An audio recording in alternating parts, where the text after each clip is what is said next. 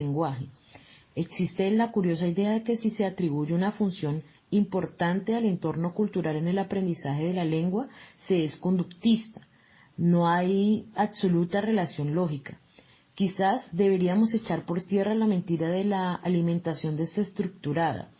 Durante los últimos años se ha propagado el mito de que el niño debe poseer una capacidad específica innata para aprender el lenguaje, una gramática interior, porque los datos a que está expuesto son insuficientes para explicar el resultado. Ahora bien, eso no es cierto.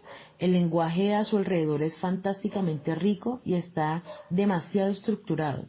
La voz lo ha dicho y está por completamente en lo cierto. En absoluto es necesario postular un sistema de aprendizaje que posea esas propiedades lingüísticas marcadamente específicas. Eso no significa que sea erróneo, significa que es innecesario. Aquí quiero distinguir muy claramente entre el modelo psicológico particular que usted emplea y las condiciones funcionales del aprendizaje de la lengua. Estas no se presuponen entre sí en modo alguno. Lo que yo hago es simplemente estudiar el desarrollo del lenguaje infantil desde una perspectiva de acción mutua, y eso nunca ha tenido nada que ver con las teorías conductistas de la psicología. ¿Cómo nos conduce ese punto de vista del desarrollo del lenguaje en el niño a una perspectiva sociosemántica del lenguaje?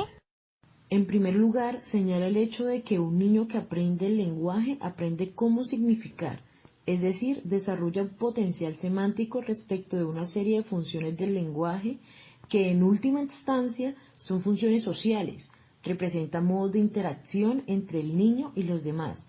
Así el niño aprende a obrar lingüísticamente con carácter recíproco y el lenguaje se transforma para él en un conducto primordial de socialización, porque esas funciones están definidas por los contextos sociales, en el sentido de Bernstein, como he dicho con anterioridad. Por tanto, la semántica del niño es funcionalmente específica. Lo que él desarrolla es una semántica social, en el sentido de que constituye un potencial de significado vinculado a una serie particular de funciones sociales primarias. Y en segundo lugar, aunque sea algo estrechamente afín, es sobre todo mediante una perspectiva de desarrollo como podemos concretar la noción del lenguaje como parte de la semiótica social, el concepto de cultura como un sistema de significados, con el lenguaje como una de sus realizaciones. ¿Podría explicar usted más concretamente su hipótesis acerca del origen funcional del lenguaje? ¿Cómo es el sistema de funciones en esa primera etapa del desarrollo del lenguaje en el niño? Yo sugerí que en esa primera etapa el niño aprende la función instrumental, que es la función yo quiero del lenguaje, el lenguaje utilizado para satisfacer una necesidad material, la función reguladora, que es la función de haz lo que te digo, el lenguaje utilizado para dar órdenes a las personas a su alrededor, la función interactiva tú y yo, que es el lenguaje utilizado para la acción recíproca con otras personas, la función personal aquí estoy, que es el lenguaje utilizado como expresión de la propia unicidad del niño. La función heurística se presenta poco después y es el lenguaje como medio de explorar el medio, la función del dime por qué. Y finalmente la función imaginativa, finjamos, que es verdaderamente el lenguaje para la creación de un entorno propio. En el caso del sujeto particular con quien trabaje, esas 6 funciones habían aparecido en su protolenguaje. Había desarrollado un sistema semiótico con respecto a las 6 funciones, sin tomar absolutamente nada del lenguaje adulto. Los elementos del sistema fueron por entero invención suya. Luego llegó un momento en que conmutó y en que, por decirlo así, renunció a su propio sistema especial en favor del inglés. Simultáneamente con esa conmutación fuera de su gama original de funciones, generalizó esa oposición funcional demasiado general entre lo que yo he llamado función pragmática y función matética. Con ese niño la distinción fue bastante clara, porque desarrolló una interesante estrategia propia con carácter absolutamente consistente. Utilizaba una entonación ascendente para las expresiones pragmáticas y una descendente para todas las matéticas. Así es que sabía con exactitud lo que hacía. Utilizaba el lenguaje como un intruso, exigiendo una respuesta, y haciéndolo en un tono ascendente, o utilizaba el lenguaje como observador, sin exigir respuesta alguna, para lo cual empleaba un tono descendente. La función pragmática evolucionó aquí claramente a partir del uso instrumental y del uso regulador del lenguaje. La función matética evolucionó de una manera que resultaba mucho menos clara. Se necesitó mucho tiempo para reconstruir su evolución, pero creo que proviene de la función personal y de la función heurística. El lenguaje se utilizaba primeramente para identificar al yo, en contraposición con el entorno. Luego se utilizaba para explorar el medio y de la misma manera para explorar el yo. Ese niño estableció una bonita diferencia entre el tono ascendente para la función pragmática o función de hacer y el tono descendente para la función matética o función de aprender.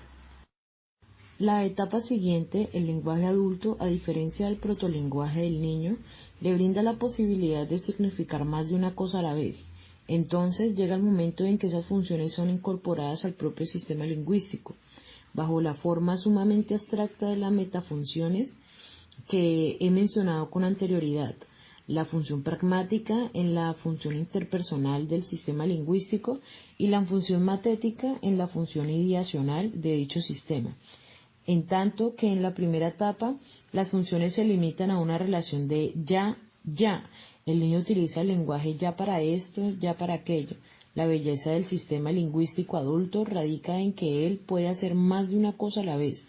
A decir verdad, debe hacer más de una cosa a la vez, porque entonces en la etapa adulta, cada vez que abre la boca es tanto observador como intruso al mismo tiempo.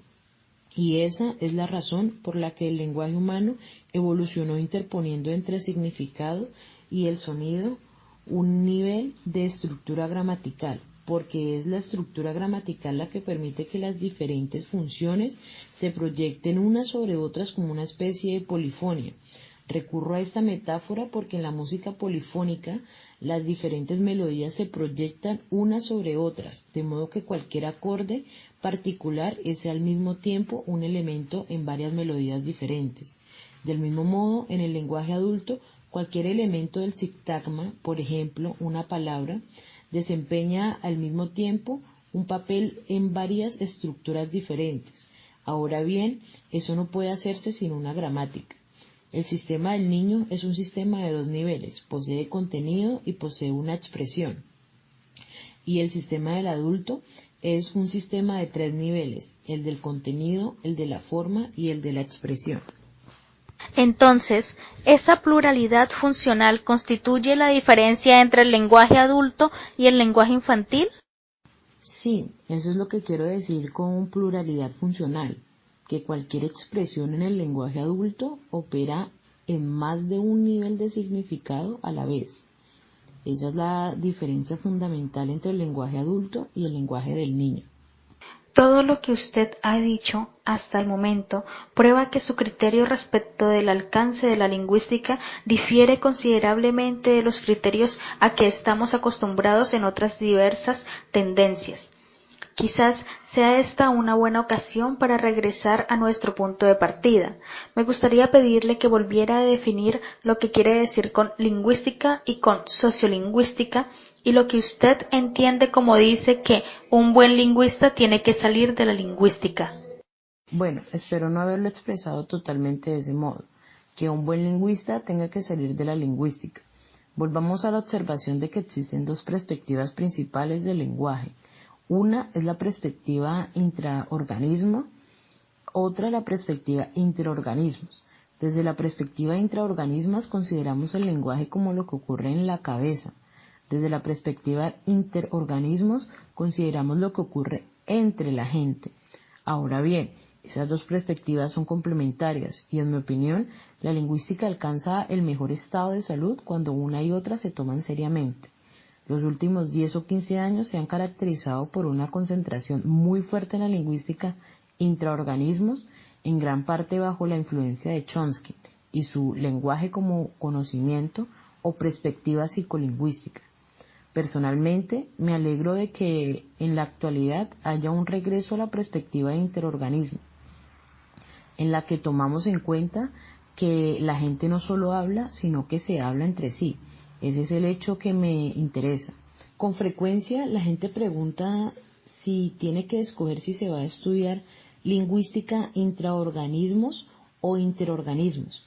¿No se puede estudiar simplemente la lengua? Yo diría que hasta cierto punto se puede. Si usted estudia las áreas internas del sistema lingüístico, la forma lingüística en el sentido del insleviano, los sistemas fonológicos y lexogramatical, se puede ser neutral hasta cierto punto, pero desde el momento en que se pasa a la semántica, sus criterios de idealización dependen de que usted haga una selección.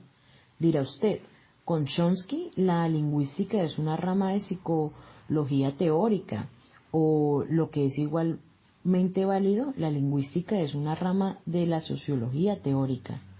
Para el caso, podría usted decir que la lingüística constituye una rama de la estética teórica. ¿Cuáles son las implicaciones de su criterio para el problema de la enseñanza de las lenguas? El tipo de perspectiva que tengo de la lengua se vincula naturalmente con mis propios intereses.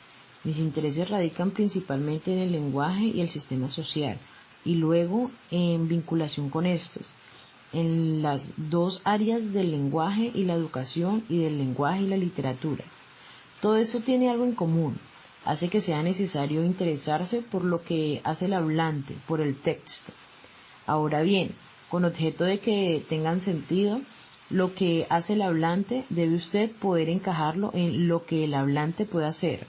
El texto tiene que considerarse como un potencial realizado, lo que significa que debe haberse estudiado el potencial. En cuanto a la enseñanza de las lenguas, podría decir más bien el lenguaje en la educación, porque no me interesa tanto la lingüística pedagógica como la lingüística educativa, ni las clases de preposiciones que en la actualidad se hace sobre el lenguaje en el sistema educativo. Una vez más, se necesita una perspectiva funcional. Permítame dar un ejemplo. Considere usted el problema del saber leer y escribir, la enseñanza de la lectura y la escritura. ¿Qué es aprender a leer y a escribir? En lo fundamental es una extensión del potencial funcional de la lengua. Aquellos niños que no aprenden a leer y a escribir de una manera general son niños para los que eso carece de sentido, para los cuales la extensión funcional que proporcionan esos medios no queda muy clara o no concuerda con sus propias expectativas sobre la utilidad del lenguaje. De allí que si el niño no ha sido orientado hacia los tipos de significado que el maestro considera propios del sistema de escritura, entonces el aprendizaje de la escritura y la lectura estarían fuera de contexto, porque fundamentalmente, como en la historia de la raza humana, leer y escribir son una extensión de las funciones del lenguaje. Eso también lo que debe ser para el niño. Allí tiene un ejemplo de perspectiva del lenguaje en el contexto del sistema educativo. En estilística, el énfasis también está en el estudio del texto y una vez más, eso tiene una base funcional.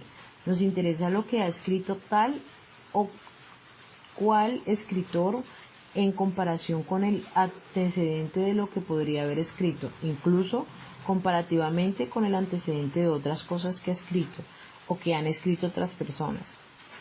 Si nos interesamos por lo que ocurre con el lenguaje de una obra literaria en particular que produce efecto en nosotros como lectores, entonces desearemos considerar no solo los efectos de importancia lingüística, sino por sí mismos son más bien triviales, sino también los efectos de importancia lingüística respecto de aquellas funciones del lenguaje que son puestos de relieve en esta obra en particular. Pienso aquí en el señalamiento de Zumthor, en que éste dijo que los diversos géneros literarios en épocas diferentes se caracterizan por las diferencias de énfasis en las distintas funciones del lenguaje. Me parece que es muy cierto que solo se puede entender las propiedades lingüísticas del texto en relación con la orientación del todo de que forma parte ante ciertos modelos de función lingüística. He tratado de explicarlo en mi estudio del lenguaje de